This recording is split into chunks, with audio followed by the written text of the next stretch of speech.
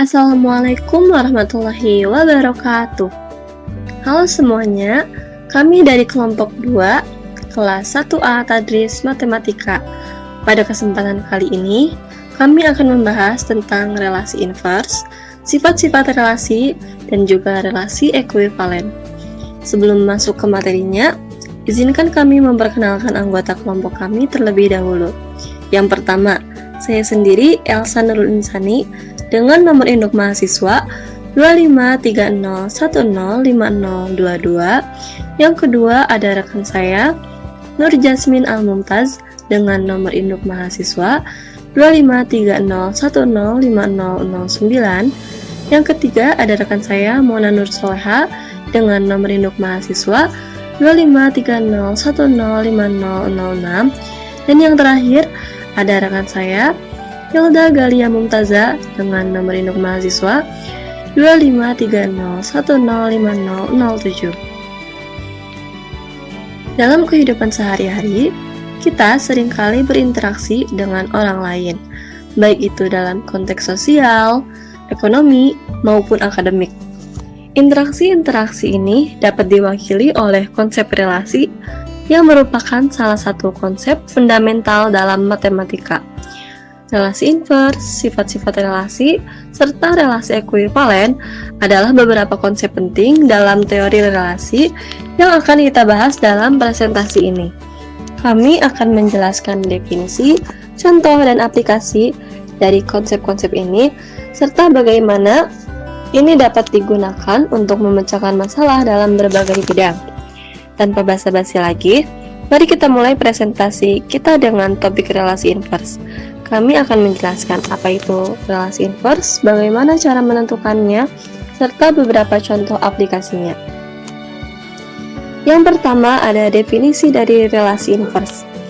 Relasi invers adalah invers dari suatu relasi dan diperoleh dengan menukar elemen-elemen dari setiap pasangan terurut dari relasi yang diberikan. Misalkan R adalah relasi dari himpunan A ke himpunan B. Invers dari relasi L, R, dilambangkan dengan R pangkat negatif 1, adalah relasi dari B ke A yang didefinisikan oleh R inverse adalah himpunan pasangan terurut B, A, sedemikian sehingga A, B adalah elemen dari R. Atau R inverse adalah relasi yang diperoleh dengan menukar elemen-elemen dari setiap pasangan terurut dari R. Selanjutnya, saya akan menjelaskan mengenai contoh relasi invers. Contoh yang pertama, jika diketahui himpunan A beranggotakan 1, 2, dan 3, dan himpunan B beranggotakan 4, 5, dan 6, relasi R dari A ke B didefinisikan sebagai R sama dengan 1,4, 2,5, dan 3,6. Tentukan relasi invers dari R. Jawabannya, relasi invers dari R diperoleh dengan menukar posisi anggota pada setiap pasangan berurutan yang tadinya A, B menjadi B, A. Jadi, invers dari relasi R adalah 4,1, 5,2, dan juga 6,3. Selanjutnya ada contoh yang kedua. Jika diketahui himpunan A beranggotakan 1, 2, dan 3, himpunan B beranggotakan 2, 4, 6, dan 8, dan himpunan C beranggotakan S, T, dan U. Diberikan R suatu relasi dari A ke B dengan R beranggotakan 1,2, 1,6, 2,4, 3,4, 3,6, dan 3,8.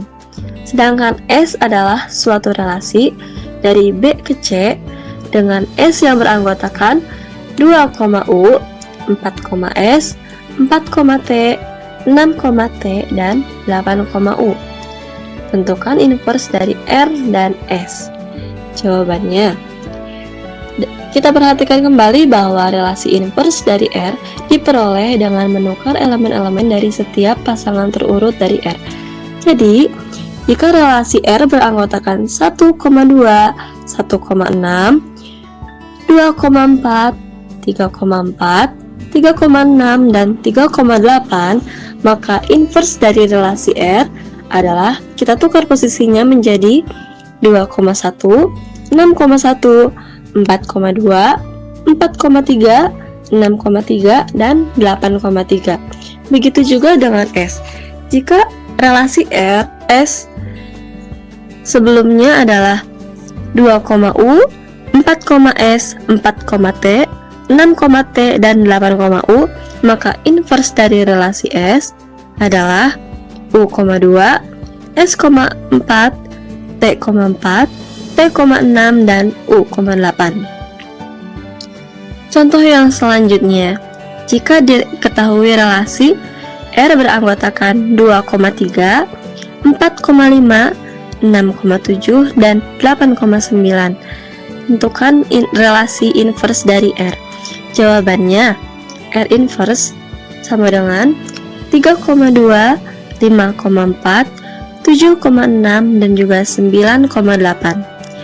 Lalu contoh yang terakhir, jika diketahui relasi dalam bentuk diagram panah yang berada di sebelah kanan dari himpunan A yang beranggotakan 1, 2, dan 3 ke himpunan B yang beranggotakan A, B, dan C. Tentukan relasi R dan inverse dari relasi R serta buatkan diagram panahnya. Yang pertama, kita diminta untuk menentukan relasi R. Jika himpunan A beranggotakan 1, 2, dan 3 dan himpunan B beranggotakan A, B, dan C, maka relasi dari R adalah 1,A, 2,B, dan juga 3,C. Dan selanjutnya kita diminta untuk mencari inverse dari relasi R. Karena untuk mencari inverse kita cukup menukar posisi, maka jika relasi R beranggotakan 1,A, 2,B, dan 3,C, maka relasi inverse dari R adalah A,1, B,2, dan C,3. Untuk diagram panah, kita sudah tahu bahwa himpunan A beranggotakan 1, 2, dan 3 dan himpunan B beranggotakan A, B, dan C. Untuk diagram panah pada relasi R, karena anggotanya 1,A, 2,B, dan 3,C, maka kita buat panah dari himpunan A yang beranggotanya 1, buatkan panah ke himpunan B yang anggotanya A. Begitu pula untuk anggota selanjutnya. 2, kita buatkan panah yang mengarah pada B pada himpunan yang ada di himpunan B. Juga untuk 3 yang kita buatkan panah ke C yang ada pada himpunan B. Dan untuk diagram panah inverse dari R, kita juga buatkan hal yang sama tapi dengan menukar posisi yang ada. Jika tadi yang ada di depan adalah himpunan A yang anggotanya 1, 2, dan 3, maka kita pisah, kita tukar posisinya menjadi himpunan B yang beranggotakan A, B, dan C yang berada di posisi yang di depan. Sehingga diagram panahnya dari himpunan A yang anggotanya A mengarah panah dari A ke 1 yang ada di himpunan B. Begitu pula untuk B dan C. B kita buatkan panah menuju ke 2 yang merupakan anggota himpunan A. Juga untuk C kita buatkan panah ke angka 3 yang merupakan anggota himpunan A. Dengan demikian, relasi inverse adalah relasi yang diperoleh dengan menukar elemen-elemen dari setiap pasangan terurut dari relasi asli, dan juga memiliki beberapa sifat penting yang berguna dalam teori relasi yang akan dijelaskan oleh pemateri selanjutnya setelah saya mengenai apa saja sifat-sifat yang ada pada relasi. Terima kasih untuk penjelasan materi dari Elsa Nurul Insani. Perkenalkan, nama saya Nur Jasmine Al-Mumtaz. Saya akan melanjutkan penjelasan materi mengenai sifat-sifat relasi. Sifat-sifat relasi terbagi menjadi 4. Yang pertama ada refleksif, kedua transitif, ketiga simetri, dan yang terakhir yaitu antisimetri. Langsung saja ke pembahasan sifat yang pertama, yaitu sifat refleksif. Suatu relasi R pada himpunan A disebut refleksif jika setiap anggota A berpasangan dengan dirinya sendiri di dalam relasi R. Artinya, untuk semua anggota A di himpunan A atau pasangan AA harus ada di relasi R. Sebaliknya, akan tidak refleksif jika ada setidaknya satu anggota A yang tidak berpasangan dengan dirinya sendiri di dalam relasi R. Dalam sifat refleksif memiliki dua ciri, yaitu dalam bentuk matriks dan dalam bentuk graf berarah. Jika ditampilkan dalam bentuk matriks, relasi refleksif punya angka 1 di semua posisi diagonal utama, yaitu MII sama dengan 1 untuk semua I. Artinya, setiap anggota berhubungan dengan dirinya sendiri. Kalau elemen dari semua diagonal adalah 1, maka itu adalah relasi yang refleksif. Dan jika ditampilkan dalam bentuk graf berarah, setiap titik atau simpul punya loop atau panah yang kembali ke dirinya sendiri. Untuk memahami lebih lanjut tentang sifat refleksif, di sini terdapat beberapa contoh. Contoh yang pertama, misalkan himpunan A beranggotakan 1, 2, 3, dan 4, dan relasi R adalah relasi kurang dari sama dengan yang didefinisikan pada himpunan A. Maka relasi R beranggotakan 1,1, 1,2, 1,3, 1,4, 2,2, 2,3, 2,4, 3,3, 3,4, dan 4,4. Perhatikan bahwa relasi R bersifat refleksif karena 1,1, 2,2, 3,3, dan 4,4 berada di relasi R dan semua anggota dari A berpasangan dengan dirinya sendiri. Contoh yang kedua yaitu diberikan himpunan A beranggotakan 1, 2, dan 3, manakah yang tidak refleksif? Apakah A relasi R1 beranggotakan 1,1, 2,2, dan 3,3, atau B, relasi R2 beranggotakan 1,1 dan 2,2?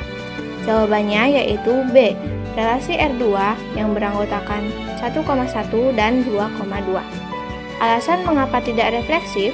Karena salah satu elemen dari himpunan A, yaitu 3, tidak termasuk ke dalam relasi R2.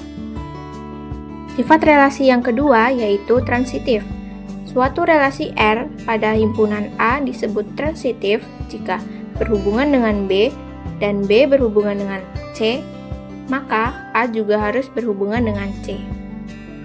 Contoh yang pertama yaitu diberikan himpunan A beranggotakan Mn dan O dan relasi R beranggotakan Mn dan NO. Tentukan apakah relasi R bersifat transitif. Jawabannya, jika X terhubung ke Y dan Y terhubung ke Z, maka X terhubung Z harus ada untuk disebut transitif. Di sini kita lihat bahwa M terhubung dengan N dan N terhubung dengan O. Periksa apakah M, O ada di relasi R? Ya, ada. Karena MO anggota dari relasi R, terbentuk melalui rantai M terhubung N dan N terhubung O. Kesimpulannya, karena rantai M terhubung N dan N terhubung O berhasil membentuk M terhubung O, maka relasi R bersifat transitif. Sekarang kita lanjut ke contoh yang kedua. Terdapat relasi dari suatu himpunan, relasi tersebut yaitu relasi R3 yang beranggotakan 1,2, 3,4, 1,1, 2,3, 1,3, dan 2,4. Di sini kita akan mencari tahu apakah relasi R3 bersifat transitif. Mari kita cek beberapa pasangan yang memenuhi. Yang pertama, 1,2 anggota dari R3 dan 2,3 anggota dari R3. Apakah 1,3 anggota dari R3? Kita lihat pada relasi R3 dan benar bahwa 1,3 ada di relasi R3. Yang kedua, 2,3 anggota dari R3 dan 3,4 anggota dari R3. Apakah 2,4 anggota dari R3? Kita lihat pada relasi R3 dan benar bahwa 2,4 ada di dalam relasi R3. Yang terakhir, 1,2 anggota dari R3 dan 2,4 anggota dari R3. Apakah 1,4 anggota dari R3? Tidak, karena 1,4 tidak ada di dalam relasi R3. Kesimpulan yang bisa kita dapatkan adalah relasi R3 tidak bersifat transitif karena 1,4 tidak ada di dalam relasi R3. Selanjutnya yaitu ciri dari sifat transitif. Ciri sifat transitif terbagi dua. Yang pertama dalam bentuk matriks. Ditinjau dari representasi relasi, relasi yang bersifat transitif tidak mempunyai ciri khusus pada matriks. Yang kedua dalam bentuk graf berarah. Sifat transitif pada graf berarah ditunjukkan sebagai berikut. Jika ada busur dari A ke B dan dari B ke C, maka terdapat busur berarah dari A ke C, seperti yang ada pada gambar berikut. Demikian penjelasan mengenai dua sifat relasi, yaitu refleksif dan transitif. Untuk dua sifat relasi berikutnya akan dijelaskan oleh rekan saya. Baik, terima kasih Jasmine. Sebelumnya perkenalkan, nama saya Mona Nur Soleha dengan nomor induk mahasiswa 25 30 10 5006. Di sini saya akan menjelaskan sifat-sifat relasi yang ketiga dan yang keempat, yaitu sifat simetris dan asimetris. Tentu bagi teman-teman pastinya sudah tidak asing mendengar sifat simetris dan asimetris. Oleh karena itu, mari kita langsung masuk ke pembahasan sifat simetris dan asimetris dalam suatu relasi. Yang pertama yaitu simetris. Suatu relasi R pada himpunan A disebut simetris kalau setiap pasangan A, B di R juga punya pasangan kebalikannya, yaitu B, A di relasi R juga. Nah, suatu relasi disebut simetris jika hubungannya bersifat saling atau timbal balik. Ya, seperti tadi A, B di relasi R mempunyai pasangan kebalikannya, yaitu B, A di relasi R juga. Kalau tidak ada pasangannya di relasi R, berarti bukan termasuk sifat simetris. Mari kita masuk ke ciri sifat simetris. Di sini ada dua, yaitu dalam bentuk matriks dan dalam bentuk graf berarah. Bagi kalian yang bertanya, kenapa cuma bentuk matriks dan bentuk graf berarah yang menjadi ciri sifat simetris? Awalnya di sini juga kita mempertanyakan hal tersebut.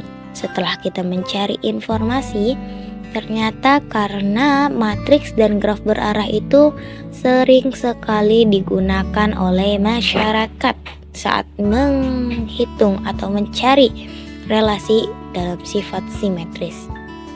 Nah, mari kita lanjut ke pembahasan dalam bentuk matriks. Kalau kita representasikan relasi ini dalam matriks, maka elemen-elemen di bawah diagonal utama akan sama persis dengan elemen-elemen di atas diagonal utama. Jadi, matriksnya itu simetris terhadap diagonal utama. Nah, jadilah gambar seperti dalam PPT-nya. Lalu yang kedua ada dalam bentuk graf berarah. Kalau relasi ini dipresentasikan dalam graf berarah, maka untuk setiap garis dari A ke B pasti ada juga garis dari B ke A. Jadi hubungan antar titik saling berbalas, tidak satu arah saja. Seperti pada gambar, di sini ada X dan Y. Terlihatlah gambar dari X menuju Y dan dibalas oleh Y menuju X.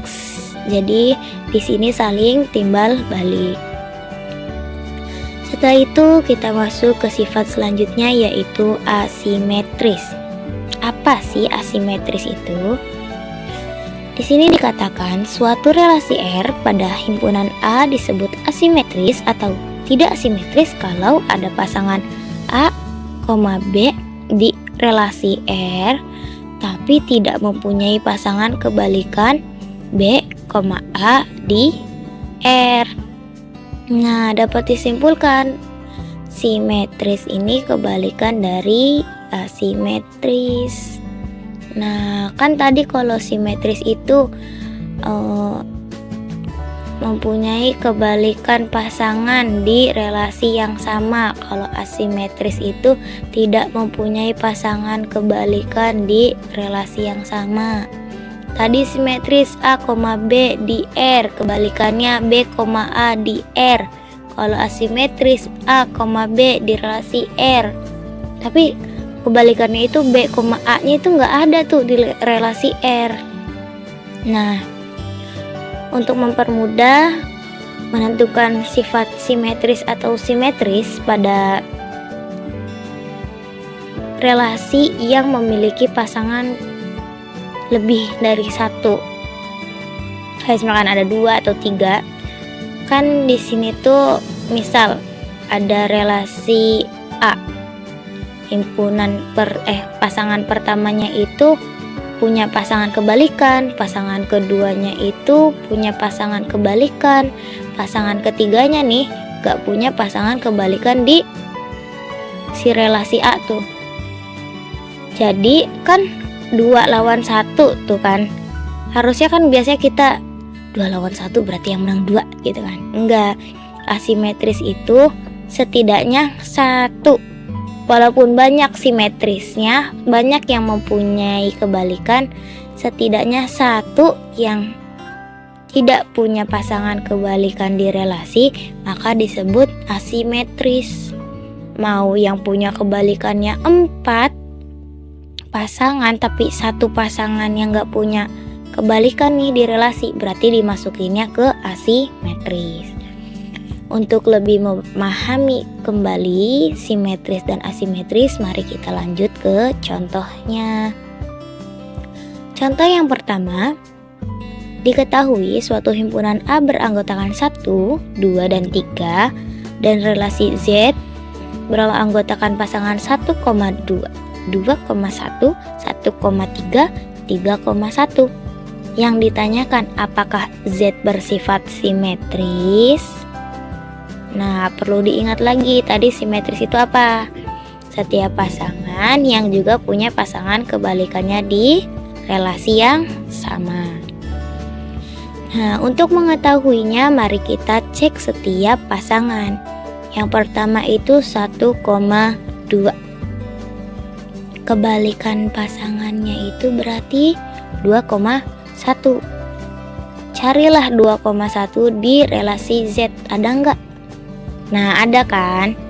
Nah, dapat disimpulkan 1,2 mempunyai pasangan kebalikan yaitu 2,1 di relasi Z. Seterusnya kan tadi 2,1 itu pasangan dari 1,2, berarti dapat disimpulkan juga 2,1 punya pasangan kebalikan di 1,2. Lanjut pasangan ketiga yaitu 1,3, pasangan kebalikannya 3,1. Nah, ada nggak nih di relasi Z? Ada kan? Nah, kebetulan yang pasangan keempat dan ketiga itu sama seperti pasangan kedua dan ke-1. Maka dapat disimpulkan secara langsung 1,3 punya pasangan kebalikan yaitu 3,1, dan 3,1 juga punya pasangan kebalikan 1,3. Nah, berhubung keempat pasangan ini sama-sama punya pasangan kebalikan di relasi yang sama, maka si relasi Z-nya itu bisa dikatakan bersifat simetris. Tapi nih kalau misalkan tiba-tiba di yang keempatnya itu nggak punya pasangan, berarti ganti sifatnya, masuknya ke asimetris. Kita lanjut ke contoh nomor 2. Diketahui suatu himpunan B beranggotakan 1, 2, 3 dan relasi W beranggotakan pasangan 1,2, 2,1, 2,3. Yang ditanyakan apakah W bersifat simetris? Mari kita cek. Pasangan pertama 1,2. pasangan kebalikannya itu berarti kan 2,1. Nah, carilah di relasi W, ada nggak 2,1? Nah, ada kan? 1,2 punya pasangan kebalikan di 2,1. Lanjut, pasangan keduanya itu 2,1. Nah, berhubung tadi 2,1 itu pasangan 1,2, dengan otomatis berarti punya pasangan kebalikan, yaitu 2,1 punya pasangan kebalikan 1,2 di relasi W. Nah, kita masuk ke pasangan terakhir, yaitu 2,3. 2,3 pasangan kebalikannya yaitu 3,2. Mari kita cek di relasi W, ada nggak tuh 3,2? Nah, tidak ada kan 3,2. Maka dapat disimpulkan 2,3 tidak punya pasangan kebalikan di relasi W, karena 3,2-nya itu nggak ada tuh di relasi W. Nah, kan di sini ada 2 nih yang punya pasangan, terus 1 yang nggak punya pasangan. Ingat-ingat tadi relasi itu apa? Yang sifat ketiga sama keempatnya, simetris dan asimetris. Simetris itu yang semuanya punya pasangan. Kalau asimetris itu yang setidaknya 1 yang tidak punya pasangan di relasinya. Kalau misalkan kayak gini berarti maksudnya kemana? Ya, betul, ke asimetris, karena ada 1 pasangan yang tidak memiliki pasangan kebalikan di relasi W.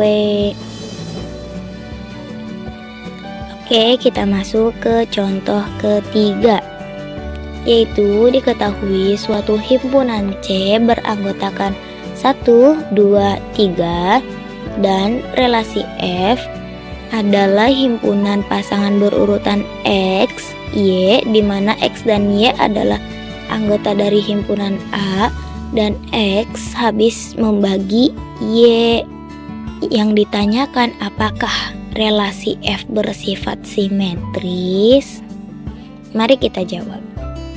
Relasi F beranggotakan pasangan 1,1, 1,2, 1,3, 2,2, 3,3. Mari kita cek setiap pasangannya. 1,1 pasangan kebalikannya ya 1,1 lagi ya, berarti kan ada di relasi F. Yang kedua 1,2 pasangan kebalikannya berarti 2,1. 2,1 ada nggak tuh di relasi F? Nggak ada ya. Berarti 1,2 tidak punya pasangan kebalikan di relasi F. Lalu 1,3 pasangan kebalikannya apa? 3,1 ada nggak di relasi F? Tidak ada juga ya. Maka dapat disimpulkan 1,3 tidak punya pasangan kebalikan. Pasangan keempat 2,2 pasangan kebalikannya ya 2,2 lagi, berarti sudah terlihat jelas ada di relasi F. Nah, yang terakhir juga tuh sama ya, 3,3 pasangan kebalikannya 3,3 lagi, berarti ada di relasi F.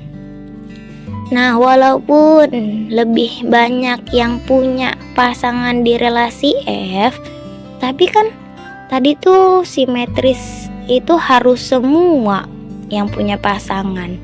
Jadi berhubung di sini ada yang tidak punya pasangan, maka jawabannya apakah F bersifat simetris? Jawabannya tidak, karena ada pasangan yang tidak memiliki pasangan kebalikan di relasi F, maka disebutlah relasi F itu bersifat asimetris. Perkenalkan, nama saya Lagalia Mumtaza dengan NIM 25301050007. Di sini saya akan menyampaikan materi tentang relasi ekuivalen. Nah, suatu relasi dalam suatu himpunan disebut relasi ekuivalen jika dan hanya jika memenuhi 3 syarat, yaitu bersifat refleksif, bersifat simetris, dan bersifat transitif. Kalau misalnya tidak memenuhi ketiga syaratnya, berarti dia tuh bukan relasi ekuivalen. Nah, di sini juga ada yang namanya relasi kompatibel. Kan kalau relasi ekuivalen itu memenuhi 3 syarat, kalau relasi kompatibel ini hanya wajib memenuhi 2 syarat, yaitu sifat sifat refleksif dan sifat simetris, dan tidak wajib memenuhi syarat sifat transitif.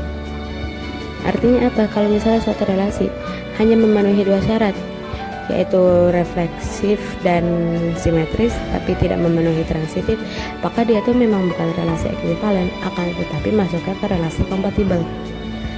Nah, artinya apa? Semua relasi ekuivalen itu bersifat kompatibel, tapi tidak semua relasi kompatibel itu relasi ekuivalen. Nah, ayo kita lanjut ke contoh relasi ekuivalen. Nah, diberikan himpunan F sama dengan 1,2,3 dan relasi S pada F didefinisikan sebagai S sama dengan 1,1, 2,2, 3,3, 1,2, dan 2,1. Apakah relasi S termasuk ekuivalen? Nah, ayo kita lanjut ke pembahasan. Diketahui F sama dengan 1,2,3 dan relasi S sama dengan 1,1, 2,2, 3,3, 1,2 dan 2,1. Apakah relasi S termasuk ekuivalen? Kita tulisin soalnya dulu yang tadi. Nah, terus habis itu kita jawab nih. Jawabnya dengan mengecek ketiga sifat ini apakah ada di relasi S. Nah, kita ke sifat yang pertama, yaitu refleksif. Apakah sifat refleksif ini ada di relasi S? Nah, kan kalau sifat refleksif itu pencerminan dirinya sendiri. Nah, kita lihat di himpunan F. Himpunan F kan elemennya kan 1,2,3. Nah, refleksifnya berarti 1,1, 2,2, dan 3,3. Nah, apakah pasangan 1,1, 2,2, dan 3,3 ini ada di relasi S? Nah, ternyata pas dicek ada tuh di relasi S 1,1, 2,2, dan 3,3. Nah, berarti relasi S ini bersifat refleksif. Nah, ayo kita ke sifat yang kedua, yaitu sifat simetris. Nah, sifat yang kedua ini kita cara ngeceknya tuh jangan ngambil yang bersifat refleksif. Maksudnya pasangannya tuh yang nggak bersifat refleksif. Kita ngambilnya yang nggak bersifat refleksif, yaitu pasangan 1,2 kan. Nah, kita lihat nih 1,2 ini simetrisnya atau kebalikannya itu kan 2,1.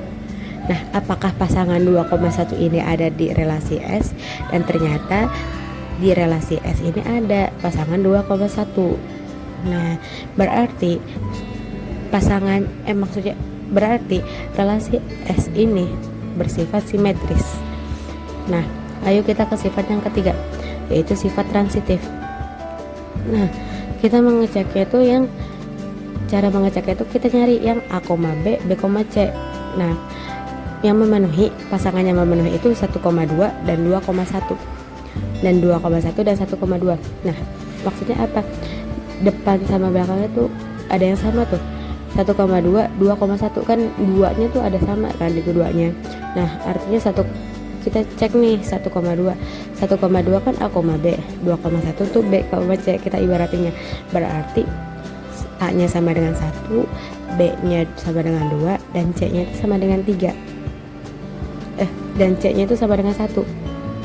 Nah, berarti 1,2 dan 2,1 ini transitifnya tuh 1,1. Kenapa? Kan A, B, B, C, maka A, C kan, berarti dari 1,2 dan 2,1 berarti 1,1. Nah, kita cek apakah 1,1 ini ada di relasi S, dan ternyata pas dicek itu ada pasangan 1,1 di relasi S. Nah, kita ke pasangan selanjutnya, yaitu 2,1 dan 1,2. Kenapa kita milih yang ini juga? Karena ini tuh sama 2,1 dan 1,2 tuh A, B, dan B, C kan. Dengan A nya tuh sama dengan 2, B nya ini sama dengan 1, dan C nya tuh sama dengan 2. Nah, berarti Kan kalau A, B nya 2,1, B, C nya 1,2, maka A, C nya kan 2,2. Nah, kita cek nih pasangan 2,2 apakah ada di relasi S. Dan ternyata pasangan 2,2 ini ada di relasi S. Jadi karena 1,2 dan 0,1 itu ada, A, C nya 1,1 ada di relasi S, dan yang kedua juga sama, 2,2 ada di relasi S, maka di sini tuh nggak ada pelanggaran. Jadi relasi S ini bersifat transitif. Nah, kesimpulannya relasi S ini ekuivalen karena memenuhi 3 syarat yang tadi, memenuhi syarat refleksif, memenuhi syarat simetris, dan memenuhi syarat transitif. Jadi udah mutlak nih, dia tuh relasi S ini termasuk ekuivalen. Nah, begitu. Nah, terima kasih untuk semuanya yang sudah mendengarkan penjelasan kami. Semoga memahamkan. Akhir kata, wassalamualaikum warahmatullahi wabarakatuh.